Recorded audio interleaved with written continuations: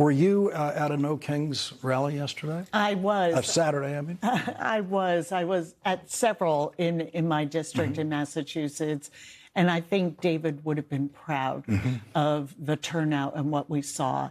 And I can tell you, I started the day in Malden. That was the first city in the country to express their independence from a king. And to be back there in what is a traditional blue-collar city with a thriving immigrant population that has been the home to waves of immigrants throughout our country's history, it's remarkable to see the energy, that people still see the hope that they can have a country that reflects them and a government that prioritizes them and works for them. And as they look at Donald Trump, they are seeing a fundamental break of the three pillars of what he ran on. First, that he was going to lower costs on day one. Second, that he was going to release the Epstein files. And third, that there would be no new wars. He has absolutely betrayed that trust and our country and the presidency by violating and breaking all of those promises and putting the hardworking people of this country, who are really just trying to get a little breathing room in this economy, in harm's way. And, you know, what I hear from my district and throughout the country is that for small businesses, this time is harder than the pandemic. I did not think I'd hear restaurant owners ever saying a time was as hard as that. But between the tariffs, a lack of a workforce during fear on an immigration crackdown for people who are in this country legally, and to now $1 more they're paying a gallon for gas, it is really a betrayal of the American people by this president. The tariffs were a slow-building crisis for most consumers. It takes a while for the consumer to get hit by it. But the business owners were getting hit by it right away. And it was small business owners who went ultimately to the United States Supreme Court against the Trump tariffs. When you throw what he's done in his Iran war on top of all of that, surge in fuel prices, the basic cost of everything involves transportation. Diesel fuel, $1 higher than gasoline now. Yeah. And this is what I'm hearing. And you're so right, Lawrence. It was small businesses that were hit first because they don't have the ability to have huge storage to buy in advance. And so some of what we're going to see around prices is still coming from the bigger outlets and retailers.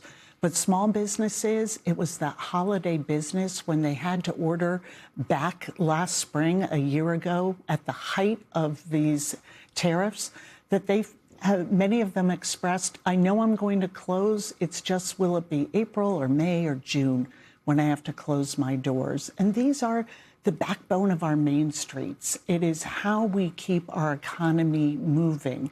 And then you add on the costs of shipping and trucking, and just the cost of getting to work, which we've heard from so many TSA agents, simply not being able to afford to fill up their tank and drive to work because of the skyrocketing cost of gas.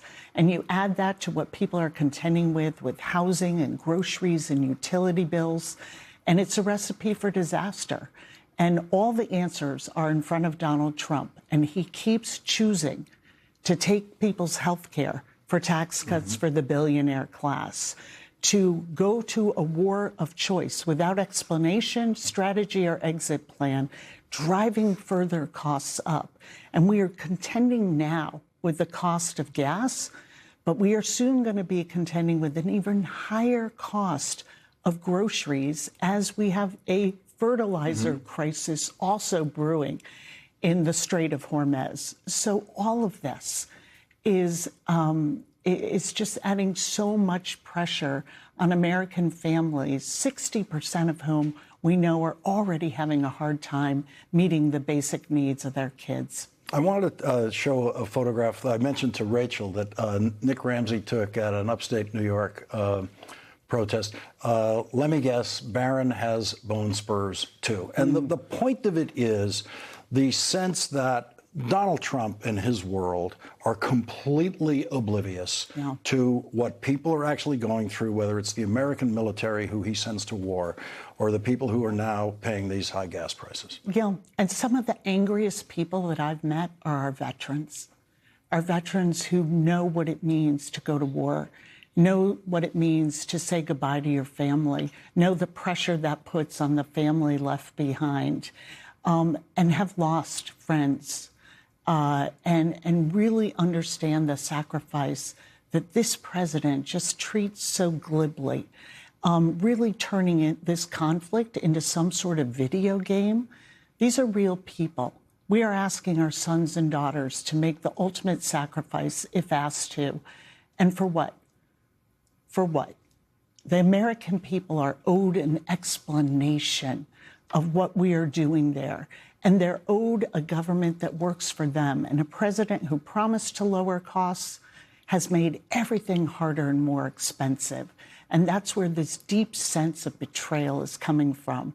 But the hope for me is that we are seeing not only this massive protest on Saturday and all the No King rallies leading up to it, but what we are seeing at the ballot box, that we are seeing record numbers of people coming out and voting for people who will put their interests first. And we are seeing Donald Trump's numbers just plummet, as we are seeing in his own backyard, losing a state legislative race in a district he won by 14 points in Florida. This is what we're seeing across the country, and it is a sign that people understand what is at stake, and they are making sure that they are expressing their voice in every way they can, and will be there in November at the ballot box as well. Congresswoman Katherine Clark, first of all, thank you very much for the report directly from Medford. That's right. About No Kings, and thank you very much for joining us tonight. Really appreciate it. Thank you, Lawrence. Thank you.